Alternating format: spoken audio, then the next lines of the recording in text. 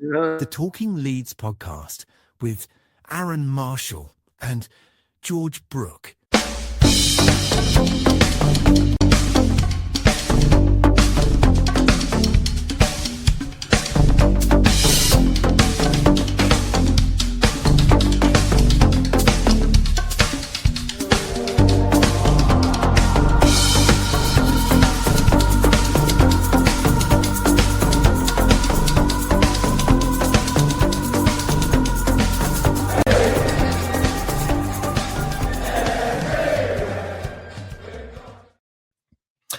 Well, good evening, good morning, good afternoon, and welcome to Talking Leeds Season 2, Episode number 10 of this podcast with myself, Mr. Arron Marshall, and my bearded friend, Mr. George Brooke.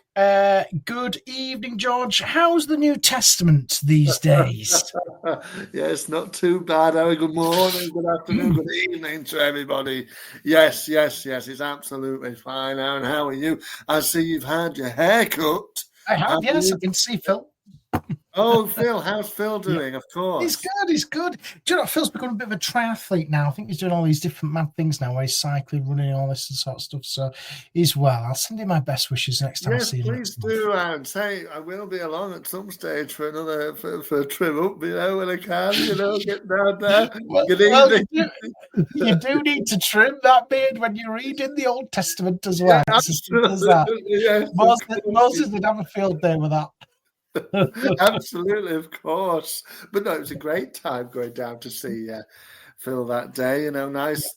Exactly, of course, Jimbo. Good evening to both Carl and Jimbo, and of course, yes, set me a clock today, so absolutely fine. The sun went down, and I saw the time. I thought, oh, it's time to get on. Jimbo says, presuming the later kick-off is Sir George could help his personal matters first. Well, he's enjoying reading the Bible, Jimbo. So, yes, it was Arron who actually asked for a later kick-off today, wasn't it? Yeah, trying to juggle two kids and all that. But absolutely, Arron's on with a couple of little ones, aren't you? Very small. Yeah. All right, introductions aside, let's get straight into it then, George. Leeds this week. What's been going on this week, George, with Leeds United? Obviously, the 2-2 draw against Bournemouth at the weekend. Should we start with that one? 2-2 draw. Jerry was kind of okay with it. What were your thoughts on that one? Well, it's a difficult one, isn't it? I'll leave you to work that one out for yourself, Jimbo. But yes, for me, you can't be too disappointed and disheartened, given the initial reaction is one of frustration, and I was frustrated as the rest of them are when that goal went in, and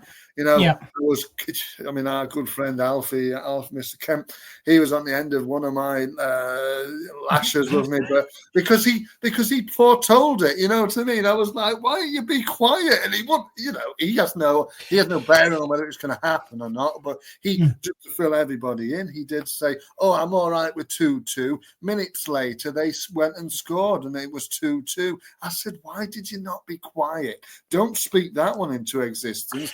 But when you look at it, Arron, at the end of the 90 minutes, I am a bit frustrated, actually, you know what? I am, because ultimately you would have taken a point at the start, particularly when we went one down. But to give it away like that is unforgivable for me. And twice in the matter of 2 weeks or whatever it is, when you look at it, we could have drawn at Fulham. We could have won at Bournemouth. Would would that be 3 points better off? You know what I mean? Yeah, it's kind of come to that stage, hasn't it, already? It's so early on in the season, we think, it's, 4 points dropped or whatever already. But do you know what? The 2-2 draw, and I said this with Jerry, like Alfie, I was absolutely happy with it. I know to lose it at the late stage again, it seems to be the story of our season so far, doesn't it, of this? But Bournemouth, when you look on paper and you look at how they've started this season, have had a phenomenal start. I think it's a valuable point. So definitely a point gained, because when I look back into the previous years in the Premier League, we'd have actually lost that. We could have lost that I think it's quite easily. Quite easily, if I'm being honest. We absolutely, Darren, it's here and now. We shouldn't have drawn that game. We should have seen it. I completely agree. We should have seen it out and got the 3 points. However, we didn't. We can't change that now. But look at the positives. There's loads of positives to take from that game, and we've got to look at the positivity here, especially when we're trying to stay in the Premier League. You know, we came back and we took the lead 2-1 up. Bournemouth, I believe, are a very, very good side. I don't think they'll finish in the top 6. I think they'll be in that top 8 bracket because they're well coached. They've got some very, very good players. And to really compete and go toe to toe, which we did for an established Premier League team who were in form, by the way, I think we did all right. And I know I completely understand and empathize. You know, we shouldn't have lost the game. We shouldn't have lost the game. You're right. We didn't lose the game, mate. No, but we shouldn't have drawn the game. Sorry, apologies. I shouldn't have drawn the game. It feels like a defeat, doesn't it, really, when you concede that late on? But there's so many positives to take from it. And, of course, 2-2, last kick of the game. But hey, it is what we're doing. And exactly, Colin, we're doing better than many expected. The thing is... And, as like Carl said there, we would have taken a point right before the first ball was kicked. We would have taken a point before the first spot. We know at 3:00 on Saturday, you would have taken a point, wouldn't you? Yeah, at the end, the way it comes around, 93rd minute. What on earth is that defending from that corner as well? Why are you letting him get high up past you? I don't know who it is. Is it Pascal? It's lack of concentration, George. That's all it is. They've but mentally, listen, physically and mentally, when you're up against it like that, and they're hammering you constantly, you've got to really step up. And they just switched off. It was like Goodmanson against Fulham. He switched off. It happens. Yeah, but it happens too many times. Happened twice too many times already. That's if Jimbo said if we're not. I mean, if it's that kind of realm of if what is it? If the auntie had bollocks should be my uncle kind of thing. It doesn't. You can't really do much about it now. But he says if we'd not conceded them injury time goals, we would have been 7th. Of course, we would have been. But like we said, if we win every game of football there is, we'd be top of the league, winning every trophy there is. You can say, how long's a piece of string? You know what I mean? It's just frustrating that you've got 5 minutes added on time you've got 2 minutes to play. Just see it out, defend that corner with your life. You know what I mean? It's ridiculous. You've got 3 minutes. You die for 3 points. You know what I mean? And they're just switching off, thinking I've got fucking curry for tea or whatever. And then, damn, it goes in the back of the goal. And you think, Christ alive, come on. I can feel the inner Neil Warnock coming out of you, George, here. Oh. I can feel you got to die for 3 points, which you do. But, you got to remember where we're at here in the Premier League. We're not expected to go and win every game. No, but you're in the last knockings at injury time of the match. See the thing out and win the game because every point is valuable in this league. You've got to fight for it. That's a valuable point. You just answered it yourself. It's a valid point. But it's not. It's not a valid point. This is not a valuable point. It's 2 points lost because we were 2 minutes away from winning the damn thing. And Dale says, if we keep morning to Dale, if you keep players fit. With fact, maybe we are. The squad's not got the depth in it exactly. If when exactly shit happens, of course it does, Colin. And we can't go back on it now. But they'll be overplaying it over and over again. Feeble effort from Ampadu to stop the lad from getting the ball in. You put yourself in. Everything. You've got 2 minutes to play. You've got 2 more points. 2 more points would have put us in 8th position or something like this. At Fulham, an extra point, 11 points would have put us mid. Like Jimbo said, 7th, and that's fabulous. But and that's that lack of concentration for the killers. Yeah. And if we don't stop that now, we zoom down the league, and that's it. You know what I mean? So concentration is real key. Speaking of the league, George, and you look at the teams we've faced so far, 6 games in. 8 points. I think at the start of the season, let's be realistic here. If we look back on shows gone by and we said, look, 6 games in, you'll have 8 points on the board, you're going to be mid-table, we'd have absolutely snapped our hands off on this. Bearing in mind, we've played really difficult games. Arsenal away, absolutely hammered. Bournemouth at home, tricky one. Newcastle, who are going to kick into gear now, I feel, after this next international break. We got a point from them. We've got a first away win of the season as well already against Wolves. We haven't done too bad, George. We can't be too negative about, what's gone on and where we're at. Ultimately, we're a newly promoted side, 8 points from 6. That ratio is fine in terms of safety in the Premier League, in terms of your points per game. We can't really complain. It could be worse. It could be a lot worse, but it could be a lot better if you're having concentration. It swings around about, isn't it? We're always got people comparing us to Sunderland. Look at how Sunderland have well sided. Every team who've been promoted on 11 points after whatever, all that nonsense. It swings and roundabouts here. If you're consistent, which we seem to be out picking up points here and there, that's all that matters. It does in the end, but the frustration is, Arron, how many more times are we going to be conceding late goals? And here's the valid point as well. And then we need to, and this is where Fart gets a lot of credit here. It's like what Colin says. It was doom and gloom at the end of the transfer window. It was doom and gloom. Think, fuck, we've screwed this over. Sack the board. It was all that, wasn't it? Well, I think they should. And Mr. Whitesnake, our friend Mr. Whitesnake, Mr. Whitesnake's in New Zealand, if I remember correctly. I'm sure he'll tell us. Yeah, he needs 100% effort and concentration. We are with the big boys now, exactly, and I agree with this. 100% concentration. Don't be thinking what you've had, what you're cooking for your tea, or where are we going out? We've won the game. Oh, we got an extra bonus. Where are we spending it tonight? But you know what I mean. Concentrate for the last bit, and you win the game, and then it's so much better, isn't it? Carl, we are going to need 40 points the season to stay up now, whipping boys like last year. Yeah, there won't be. It's more competitive, clearly. Sunderland are doing a little bit more than perhaps some people expected. But if you look at the start Sunderland have had, and I know they're sitting 5th at the moment in the league, they play Manchester United, which I hope they absolutely destroy them. Then they play Wolves. This is after the international break. They've got Chelsea, Everton away. And then here it comes here. So listen to this. Arsenal, Fulham, tough place to go. Bournemouth, tough team. Liverpool, Man City, Newcastle, Brighton. And then they play us after Christmas. So they've got a really tough run of games coming up with Sunderland. If you look at the start they've had, they've had a brilliant start. They've beaten Forest, drew with Villa, drew with Palace, who were one of the informed teams in Europe.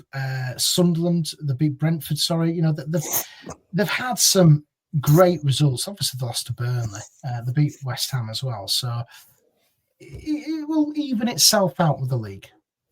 Eventually, it will do. As the season goes on, do you think that, I don't know why I'm comparing us to Sunderland, but we will easily finish above Sunderland this season. I really do think. Well, I don't know if we'll easily do it, but I think we probably will do. I think ultimately they have been consistently bad in some places, but ultimately consistently okay in others. And like you said, we do seem okay at picking up points here and there.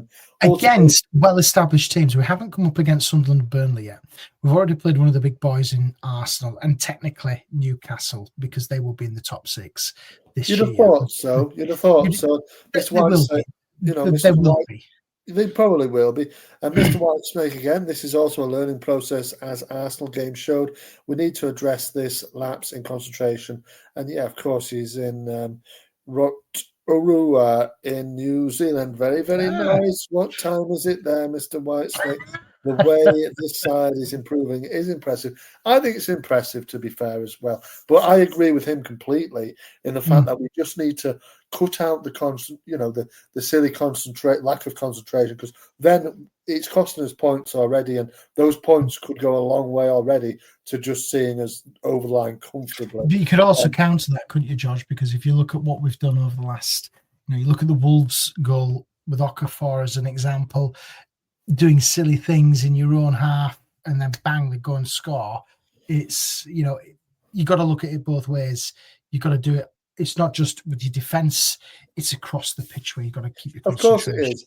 All the way through the team. We need to be, we need to be concentration all the way through for 90 minutes. It's just concentrate. And and again, I'm going to eat my words here in a minute, but Mr. Whiteside says it's 8:48 in the morning. So they're a full 12 hours ahead.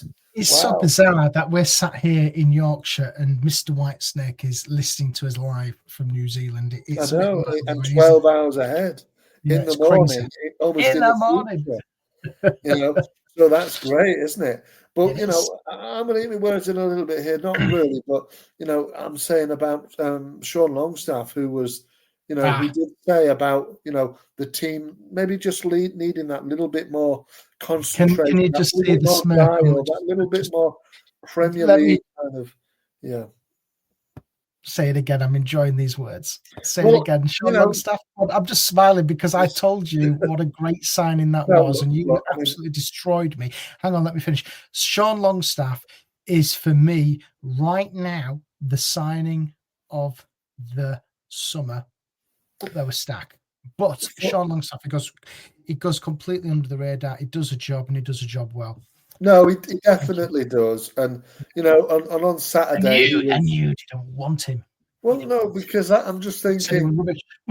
Well, because he potentially is. But, you know what I mean? He's doing well at the standard sort of things you would expect him to be good at, and he's doing it well. And it was a lovely goal on Saturday, and obviously got the assist for Rodon as well, and obviously got that Premier League experience that you say he was saying. There's some of the guys need it. Just it doesn't matter. The guys need to be a bit more, believing in themselves that they can do this, because he says it doesn't matter if it's a Premier League player. He's just a man running at you with a football, basically. Yeah, you're right. But ultimately, what would you say then, George? 6 points in, 6 games in, we're doing all right. Would you say we're doing all right? We're doing okay, Aaron. I think we're doing okay. We're doing all right. I think we're on course at the moment for survival, which is all we need. And I think, what I'm still very... And what I didn't think I would be, and again, we've got another home game on Saturday, haven't we? But, again, I'm feeling every single time we're at Ellen Road, I'm kind of feeling okay still. And that's a higher level above where we were playing last season. And at home, I think we're very secure defensively. And, I think that's obviously a basis. And that is what you need to survive. The basis to build on. That's what you need. That's exactly what you need. And ultimately, away from home, pick up a few draws. And you got to remember, we beat Wolves comfortably in the end, didn't we? When we beat them 3-1. So we've got to, we've got to look at the positives. It's not doom and gloom. Given the end of the transfer window, when we thought it was going to be doom and gloom, we need to give Daniel Farke. I know we've conceded 2 late goals against Fulham and Bournemouth, but he's got Dominic Calvert-Lewin firing as Mr. Farke, and he's getting better game by game, isn't he, Dominic Calvert-Lewin? I think he's looking more dangerous, and Farke is doing okay, Colin. And he's looking more and more dangerous as the game goes on. I believe he probably should have scored against Bournemouth, but the point is, with the fitness record as it is, with his body as it probably is at the moment, is he's getting used to games, and he's getting more and more. He's just getting his eye in, and I believe. If he can get that quicker, you might get a goal on Saturday. But after the week break, come back against Burnley, isn't it? And you can say, right, okay, we're getting a foot in again. Another couple of weeks under his belt training, and he is looking dangerous. At least he's getting in those areas. He just needs to put the ball in the net now. But you can't really do much when the goalkeeper is in pretty inspired form. On Saturday, I thought the goalie was Petrovic for Bournemouth he had a good game. I mean, that save he made from Calvert-Lewin was in the first half was exceptional, to be fair. And we haven't even mentioned, is like what Mr. Whitesnake says there. He says we had no goals from set pieces, no goals from open play, no wins from away from home. What is there to complain about? Wait, there's many things to complain about. But it's a valid point what he's saying there, isn't it? Really, of course it is. Everything right at the moment. We kind of get in there. Really, it's a steady progress, and this is what you need in a Premier League season. The Premier League is difficult, and hats off to Sunderland, who are doing absolutely fabulous. But we are doing steady. We're doing enough at the moment, and that's enough. And more so, Aaron, the boys are looking kind of solid in defence, in up the pitch. I'd like a bit more, as we all would, a bit more potency in the attack, but it will come as Calvert-Lewin and Nemecha also get the levels in and get the levels up. And then come January, they can reassess where they need to go. We will definitely be buying players in January. I'm pretty sure of that. I think they have to be quite honest. I mean, look already, DJ's out, Willie's not fit. I was just going to say, because obviously Daniel Farks had his press conference today. Yeah. Dan James is out. It was fake news from Adam Pope, by the way, saying he's ruptured his ligaments. I don't know where he's got that from, but he's going to be out for 4 to 6 weeks, I think, isn't it, for Dan James?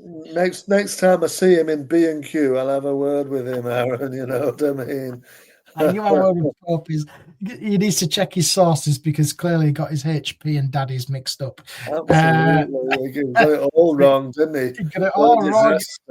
Yeah, but, he's out either way.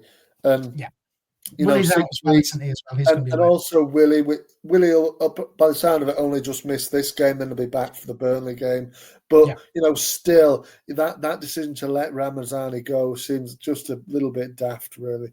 And then apparently as well, I was looking on this earlier today, I was doing a bit of research. Can't recall him back either. He's got no recall clause. He's there for the year. He's there for the whole season. So, we're going to have to, in my opinion, if this continues with in and out, Dan James, that's 6 weeks. That's pushing on to Christmas time, really, isn't it? And in a way, and then Willie Nonto, his injury record's not that good either, is it? When you look down his injury history. So for me, we need to be going out and getting at least another one, at the very least, winger, and then you go for another attacker. And to be quite honest with you, Aaron, I mean, I know they did this last season, and the level is different in terms of the central midfield position in Gulavogi, but I'd be tempted to now go in and look at the free agents that might be around. If we were going to sign a free agent, we'd have done this by now. Surely we would. No, I don't think so. But you can sign free agents at any time. I know, but there's some. I know we signed Gulavogi, but it wasn't. It was a squad player, but he didn't really do much. Let's be honest. Gulavogi was shit. But no, Jimbo says, I mean, pull his Willie out. I mean, he just can't help it, can he? But he just pulls his Willie out all the time. Yeah, he does. Well, he does. What else is there? It's question mark over Harry Gray as well. That'd be an interesting one to see if Archie plays and Harry plays. Harry Gray is injured. He's injured. No, I'm saying it would have been good. It would have been good. He was never going to play, was he? He's not really. It's kind of this situation with Harry Gray where he's not really in the first team squad, but he's kind of there to fill in if anybody's injured. So you know what I mean? It's kind of, is he really in the first team squad? I don't think he is really. Although he is training with the first team on now, which I imagine would be an increase in his pay grade. So fair enough. I hope he enjoys those new trainers or whatever it buys him. Perry as well is back in training. George, what would you do with this one? Cal Darlow, Lucas Perry. Who's your number one? Well, he will miss this game as well. Aaron, Perry won't be there for the game. No, he's in training. He's not going to start. Yeah, so it'll be Darlow again on Saturday, For me, if we get some kind of positive result on Saturday, even when Perry's fit, when you're going into the Burnley game, in 2 weeks, you play Darlow, and basically, I think you play Darlow until we lose, and then when we lose, you put Perry back in. Do you think Carl Darlow deserves a shot at the number one now? Do you think he's warranted that number one jersey? I think he's done extremely well, Aaron. Yeah, and I think, you know what, we haven't really seen enough of Perry to say so, and I think that potentially he does, yes, but we haven't seen enough of Perry to say, is Perry better than Darlow? Perry is no doubt better than Darlow, but Darlow seems to be good in sort of clusters. But what I'm trying to say is, with he's obviously come in, he's stepped up again. Obviously did that at the back end of last season. He's stepped up again, George. And like what Mr. Whitesnake says, he says, if you take Farke's words, it's Darlow's position to lose. But would you be quite happy to see him continuing in that number one with the number one jersey? Or do you think once Perry's fit, you bring him back in? What would you do with him? What would you do with Perry? Keep him on the bench? Put him back in? Like I said, I think Darlow's done nothing. Darlow's done nothing wrong. And does he warrant? Yeah, but what I'm trying to say is, do you still stick with him, or do you say, right, on Perry's fit, he's my number one, I'll bring him back in?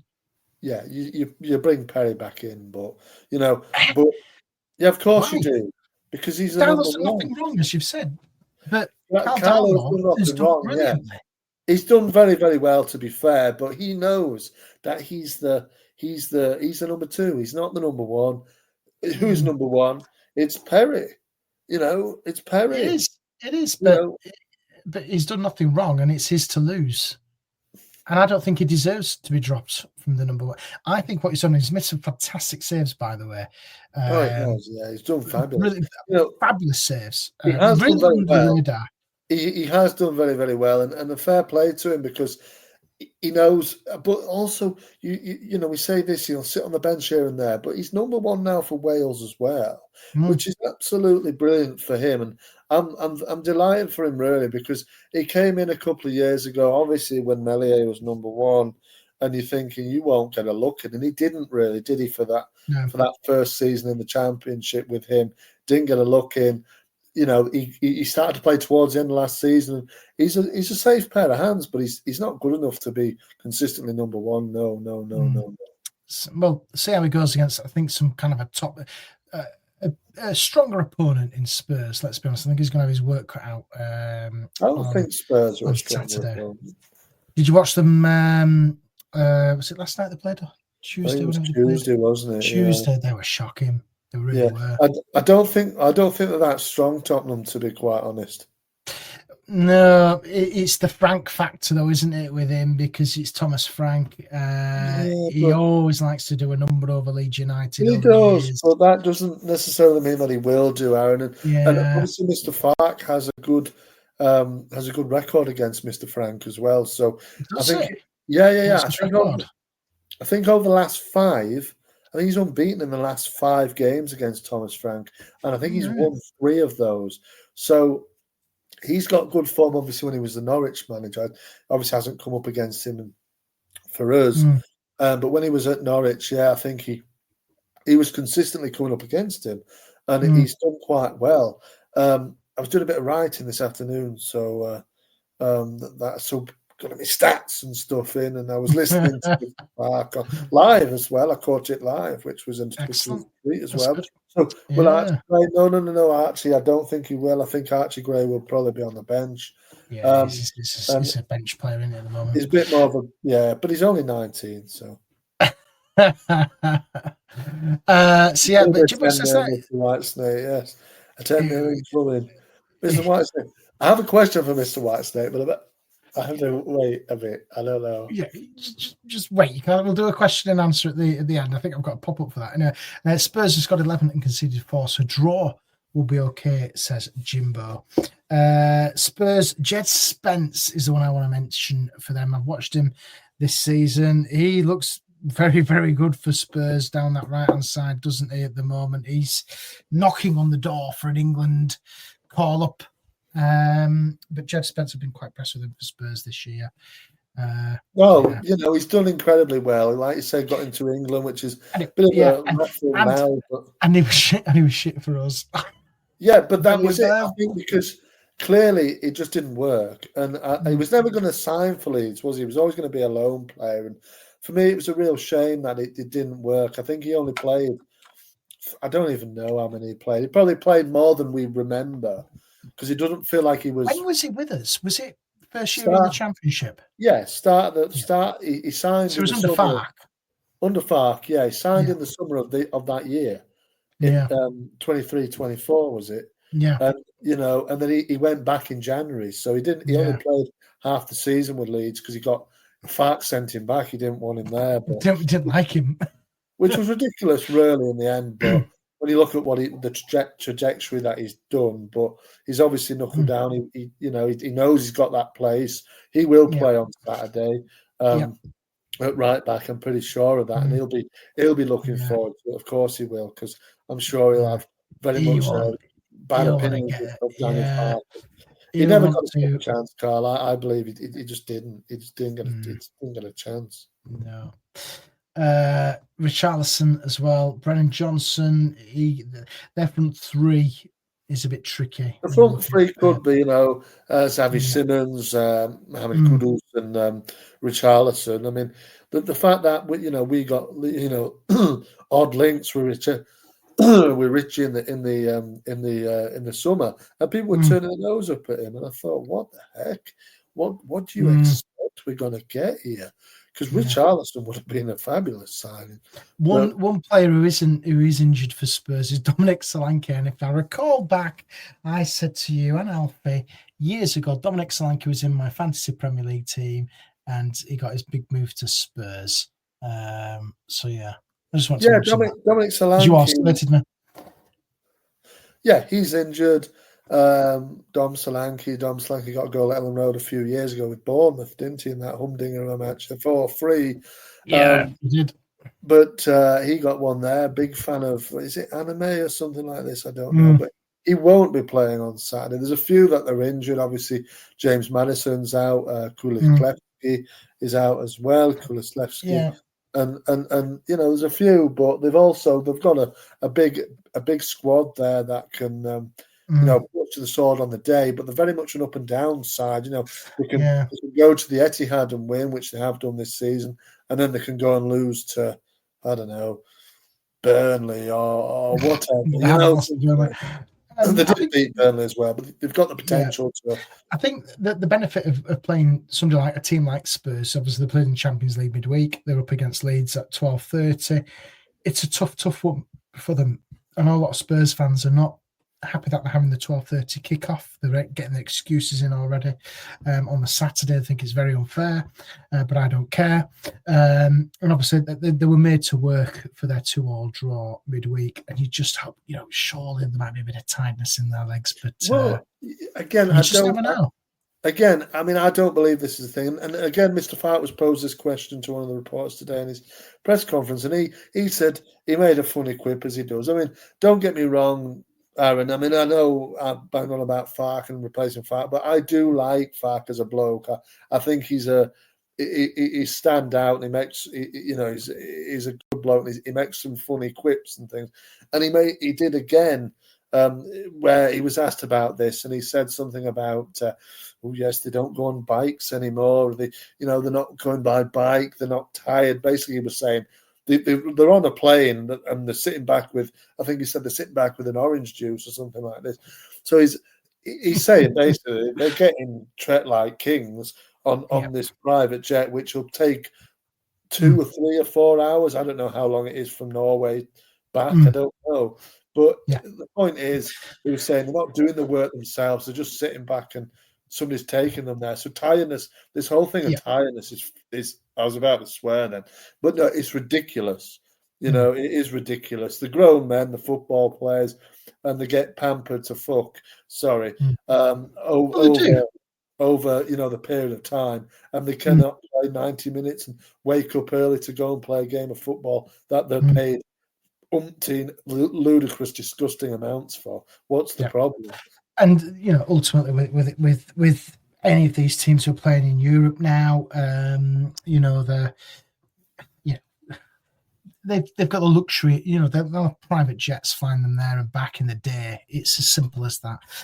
Jimbo says Spurs need to learn Sky TV is effing shit. It's not Sky this time. It's TNT Sports. Yeah, TNT Sports who do the early ones. TNT Sports. So, yeah. Right, I'll tell you what, let's do a feature, George. Let's do a little bit of this because we haven't done this for a while. Should we do a quiz? Would you like to do a quiz? Are you ready to do a quiz? Absolutely, yes. Why not? I'm trying to find the video and I can't find it. Oh, no. Oh, no. It's crazy. Oh, here we go.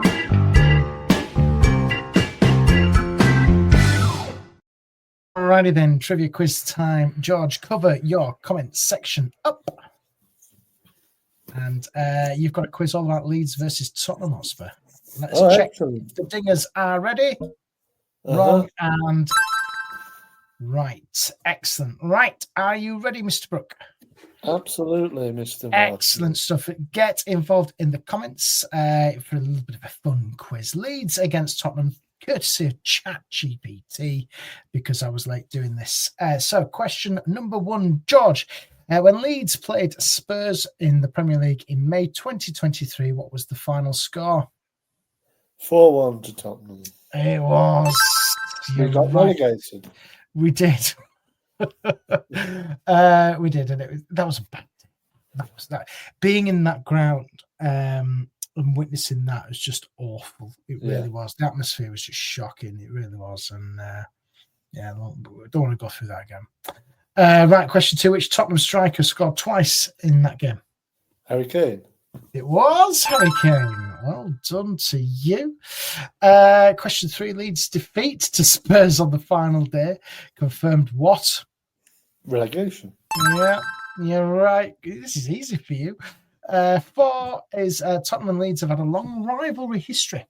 But which of these players, can you name me 2 players who've played for both?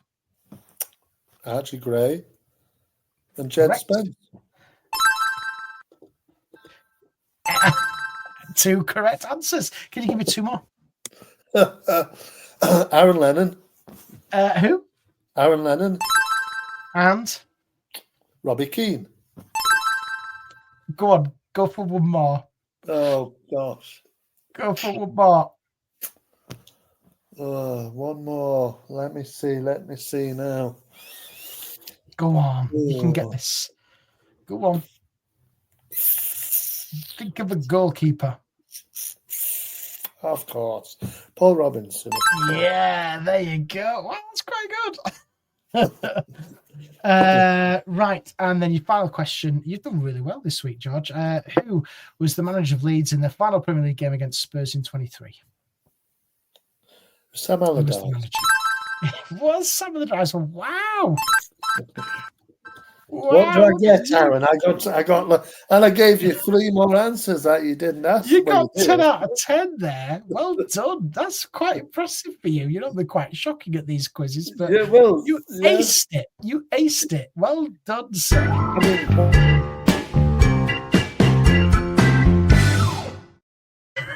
What I would ask, Aaron, could you, or anybody in the comments, I know we don't want to focus too much on that, but that quiz was basically about the time we got relegated. Who was in that team? Who played that game? Who started that match? Oh, God. Who was the keeper? I want Melia, were it? We dropped him, didn't he, Allardyce? He dropped him. Oh, God, who was it? Rob Les. Oh, God, it was shocking, wasn't it? Right, Rob Les was there. Right, let's go back. Ayling, Cooper. Do you know this, by the way? Or am I just making this up? Yes. We did. We missed Rodon, Joe Rodon. You can have a bonus point count. Oh, yes. There you go. Forgot it. I can't believe we missed Joe. No. Who else was playing? Firpo. Firpo must would have have been. played. I am He will have sure played of there. that. Midfield, you'd have probably Christensen. Was he there? All those who have left. Jack Harrison. Well, he came back now, hasn't he? Aronson. Jack Harrison was the man who scored our goal. Yeah, he was. Nonto, he'll have been around there. Nonto came on, yes. Ruter. Ruter came on as well, yeah. God, I can't think of anybody now. So here's the full team from start to finish. Aaron. Go on then. Robles in goal. Ayling. Decent. Ayling, your man Cooper. Yeah, very good player. Cooper and Wilbur at the back. Cooper, if you remember, Cooper was the one who literally, when they went into the dressing room, he said, if you don't want to be here next season, go away, pretty much, didn't he? Yeah. There's the door. Well, yeah. Go on, who else then? So go on then. Yeah, off you go. So defence was Ayling, Christensen, Cooper and Max Fober. God. And Robin Koch. Robin Koch as well. So it was a back five. Right. It was flipping heck. He was packing the defence. Obviously, it was fucking Allardyce, wasn't it? Ayling, Cooper, Christensen, Fober, Koch and Strauch as well. Jesus. Behind the ball. And then that is playing behind the ball. It even gets worse, Aaron. It gets worse. Adam Forshaw,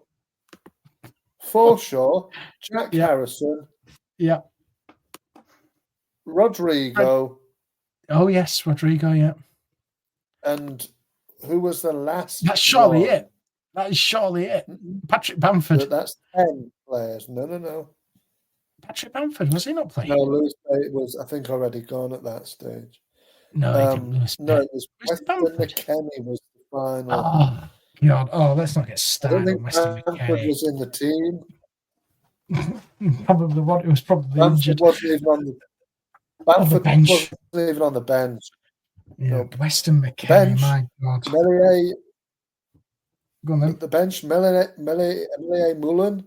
Mullen, Junior Firpo, Aronson, Rocker, Nonto, Somerville, Sam Greenwood, and Jorginho Ruter. Wow.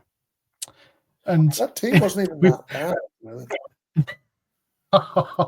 It was. You had Adam Forshaw in the middle of the park. You had one good game. I mean, why play Adam Forshaw true? I mean, what the heck is he doing there? But other than that, I mean, that was the issue. He had one good game, and that was it. We thought, bloody hell, he's the best thing since sliced bread. But yeah, when you go through that team, it was awful. It was It was awful, George. You had Robin Koch, who didn't have a clue what he was doing.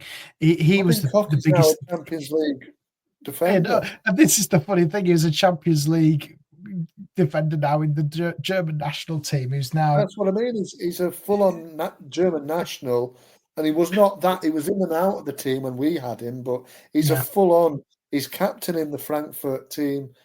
Clearly, there was something wrong with him. They just didn't. It didn't click. It didn't click for him. So, yeah, you had him. You had Diego Llorente, who was a complete joke as well. I don't think he was in that team there. Christensen was the biggest waste of space we've ever seen at right back. We all thought it was great because he looked mean, but he was absolutely shit. Well, they're all lining up together now, aren't they, Aaron? You know, Christensen's Christensen's playing with Koch, and then in Frankfurt, and then. In Betis, they're all, Rocker, Llorente, and now Firpo are all playing together. It's like a little reunion. But yeah, those places didn't work at Leeds, did it? It was just absolutely shocking. But I don't think it was ultimately, Aaron. I don't think it was their fault potentially. I think it was the upheaval, the whole background, the board, sacking the manager. Jesse Marsh wasn't really. It was all a mess. And, what they should have done, I mean, we can look back at ages and have a look and see and debate it till our faces are blue and we drop down dead. But, Jesse Marsh, at the end, when his reign comes to an end, you should have replaced him the next day. You were waiting a whole month. And then you've got Scubala in charge. Yeah. If you remember, though, George, we were linked with Slot. We were linked with all these managers. They just couldn't get them over the line. don't dilly-dally and, oh, he's going to come, oh, he wants an extra pack of biscuits. No, just bloody give him the job. He wants it. Great. That's it. You know what I mean? There's only one man to blame in all this. There was only it, one man, George, to blame on that. And it's like what Jimbo said there. It was Victor Orta. He was the downfall for that. And, he needed to take full responsibility for that. Yeah, and I think he has. But we just, all know. But just like, why? And then messing about, putting Javi Gracia in. I remember that game at Bournemouth, and you just thought, what the heck? We got beat like 5-1 or something, or 4-1 or something. And you're thinking, what's going on? Yeah, Skubala is doing. I think he's hitting 100 games now for Lincoln. All right, Lincoln. Up towards the top, aren't they? So they're doing all right. No Tanaka time this week, George, because I haven't done any homework on a Tanaka time, so we'll have to leave that. We'll park the bus on that feature for this week and bring it in next week on the international circuit, and the international football's back, which is boring. Right, George, let's get into this. And Leeds take on Tottenham Hotspur at Ellen Road on Saturday, 12:30 kickoff. I'm going to be there. I can't wait to be back down at Ellen Road. I'm so looking forward to it. I've missed the last couple of games due to having children. So I'm really looking forward to be getting back down at Ellen Road there, even in the midst of a storm. It's going to piss it down. Really bad. Was it really? Yeah, it's going to rain. The weather's going to play a part in this one. But again, it is, but it's going to be really bad, apparently, according to Paul the weatherman. Let's get into it then, George. Leeds take on Spurs. How do you see this one going? Paul, what's his name? He's Bradford. He'll be happy. No, I tell you what, he's a Keithley lad, and he's a Bradford fan, but he's a Keithley lad. He used to go to my secondary school. There we go. Yeah, but he's a Bradford City fan, and he'll be happy at the moment. He is, yeah. Did they win today? I don't know. I always keep a little eye on Bradford City. Playing Rotherham, playing Rotherham. You tell me about Spurs, and I'll tell you if they won. No, they're losing 2-1. They won't happen. Well, fair enough. They've had a good. They've had a good start. There's still half an hour to go in that one, but exactly, they'll probably end up getting a draw or something. But Tottenham, for me, Arron, Tottenham aren't as formidable as what people might make out. I know they do have the scary looking front line of Richarlison, Xavi Simons and Mohamed Kudus, but defensively, I think they can be got at. Jed Spence, we know, has had a good season last year, had a good start to this season, but he can be got at defensively. I think Pedro Porro also on the other side. I don't think defensively that they are that strong, and I do think if we get the balls in the box and get amongst them, particularly with the home crowd, Ellen Road, everybody is already a little bit scared of it, I believe.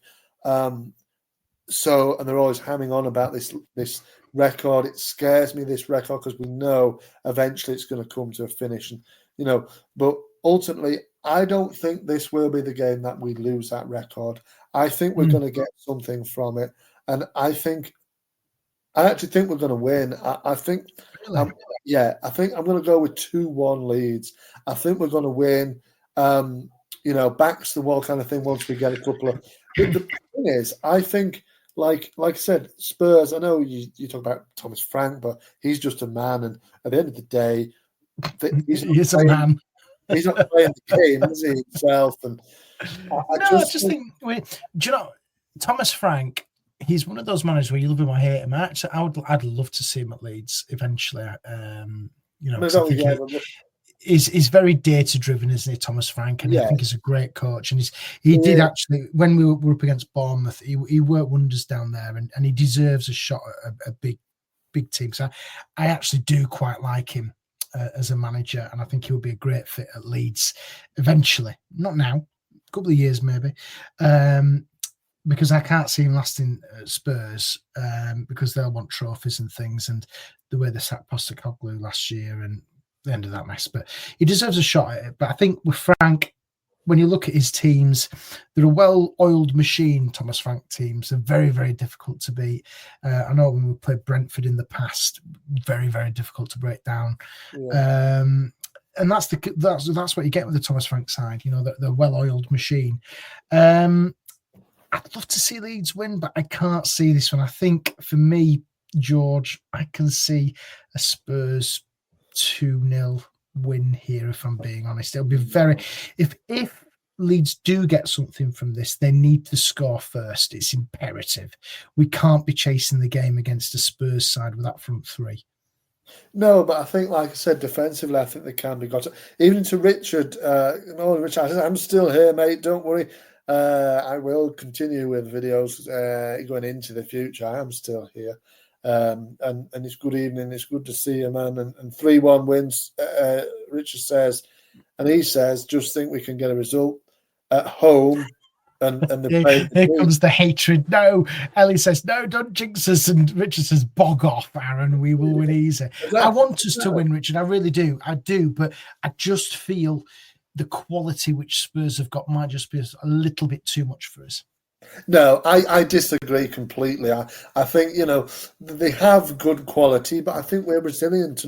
At home, we're a bit of a force. I'm sorry. I'm just being honest. I'm not one of these who go, yeah, we're going to win 10-0 like my friend to my left-hand side always says. I'm just being realistic.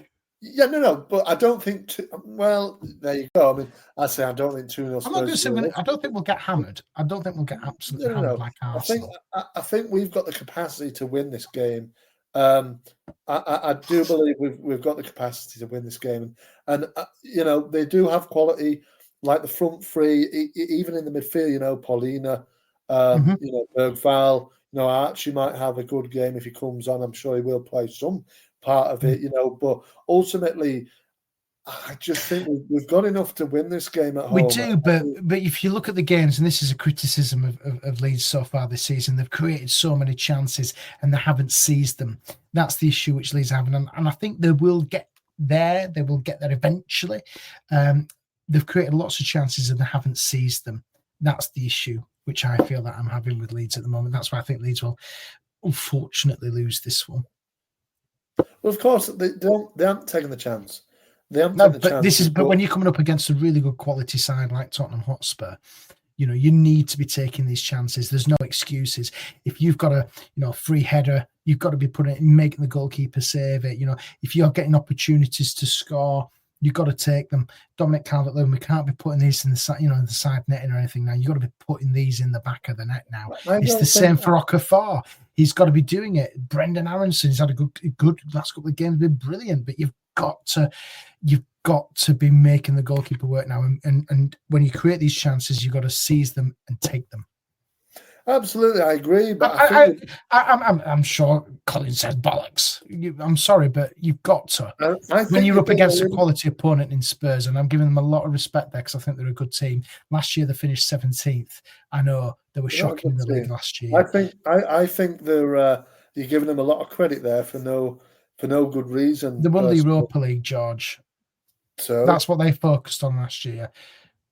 They nearly got relegated. If the other teams weren't support, they'd have been relegated. They're not a good side, Aaron, really. Like, they've got individually good players, I believe. But that can, when they do click, you've got a problem on your hands. But it's not consistent, and that's their issue. And for me, this is more than a winnable game for Leeds on Saturday.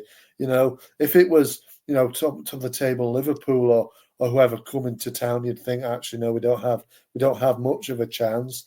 But at home, you give it the big and you say we can beat these, and I think we can. And that's where your home form is so important. And the home form what Leeds have got is very, very good. But what I'm trying to say is that when you're coming up a good opponent in Spurs, it's a different step up than Bournemouth. Let's be honest. Bournemouth was a tricky game. This is the next level up.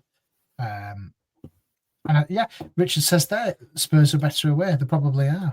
They probably are, Richard. Yeah, I think.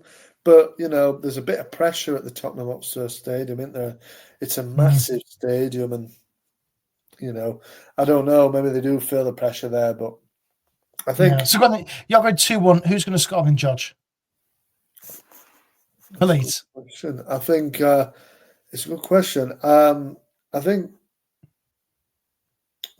I'm going to say Calvert-Lewin and Okafor. I think Okafor might get one, and it's just. See, I'm yet to be sold on Okafor, George. I really am.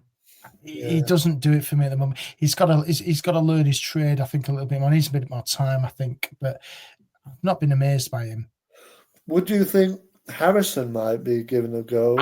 You know what? I when Harrison's come onto the pitch, George, I know you look at what happened in the past with him, but when he's come on, he's done the job, and he's done the job really well for Leeds United. I think he has, and I don't think it matters so much the past again. But I think when you look at Okafor and Harrison, I feel for me when Harrison comes, obviously that's not the same amount of game time as Okafor, but when he comes on, he's got that little bit of quality. No, he has, and Harrison to me, Aaron looks hungry. Yeah, he does. He looks up for it. He does look up for it. He looks hungry. He looks like he wants to.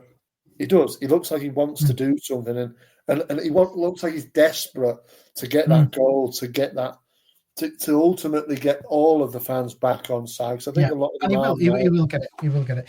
Hey, he might start on Saturday with that one, but. Yes, so you're going 2-1 and you're going Okafor and Dominic Calvert-Lewin. Don't forget as well, if you want to put your comments in, give us your predictions, everybody, what you think is going to happen in this one. Get your score predictions in, who's going to score. We'll put them on the screen. We need more dark arts. Get Richarlison sent off. Yeah, that would be quite good. I think he'll score against us, Richard, if I'm being honest. I think he'll score a brace. I think he'll be up for it. Richarlison. Old jelly leg 7 says Colin, but yeah, I'm going to go 2-0 Richarlison to score a brace for now, us. The one jinx ahead, Richarlison has never scored against Leeds in I think 6 out against Leeds. So well, that'll be broken at the weekend. There's no doubt about it. In front of TNT Sports, which is just ridiculous. TNT Sports. Who are they? TNT Sports going to blow up. Woo!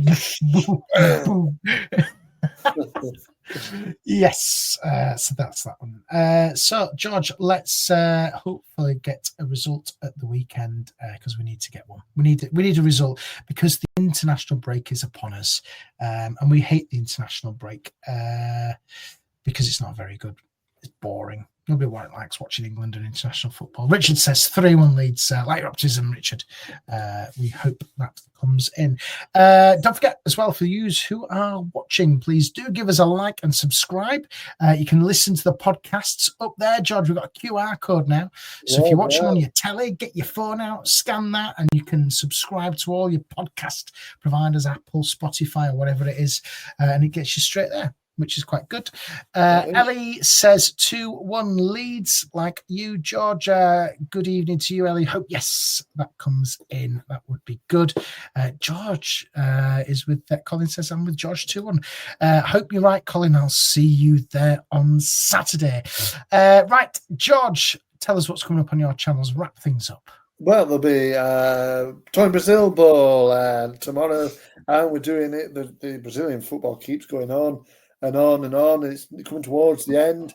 So a bit of a crescendo there with me and my brother James are going to be speaking about it tomorrow. On my the Peacock channel, I will be getting back on to hopefully this week doing a live show, just tampering with the format of my YouTube channel just now. So coming up with different ideas and things, and just trying to get out with some new content eventually, and then. I'm doing a bit more writing on if anybody wants to go and read my preview on this game, it's up on the website Vavel. So go and have a look at that. I'm doing a little bit of writing. There we go. If you want to see a bit more George and a bit of reading, you can do. Thank you, Danny Tortsley. Do please smash a like and subscribe. It really does help us. So please do. We really appreciate it. We want to get up to 500 on these little channel on YouTube. If we could, that'd be amazing. That's what we really want, don't we, George? We want 500, the big 5-0. Well, 500 for Christmas, 500 for Christmas would be amazing. So please do. George used to say 10-0 all the time. So he must have doubts. There you go. He used to do. It doesn't say it much more. It's normally 10-0 hammerings, which he predicts. Yeah, nearly having 10 never come in. No. So, if you watch the women's football, I think one on the women's football did a few years ago. Did it? Well, it nearly came in for us last year, didn't it? I'll shout you out, man, when I got. Yeah, please do, Danny. Please do give us a shout out if you do that. We'd love that. And we'll get you on if you do that. Give us a shout out and help us get to 500. We'll get you on the show. Why? How about that? Don't forget, me and Jared will be back as well for Match Reaction on Sunday. I had to think what day it was then. We'll be back on Sunday with a Match Reaction and that one. And then me and George will be back after he's had his Bible studies. Next week we'll be back recapping all of the stuff, and George will tell us all about the New Testament and the story of David. Have a good one, everybody. Thanks for watching, and we will see you soon. George, we're expecting a nice debrief of Noah's Ark next week. Absolutely, together you'll get that. Have a good one. Let's go and win the game on Saturday. Come on.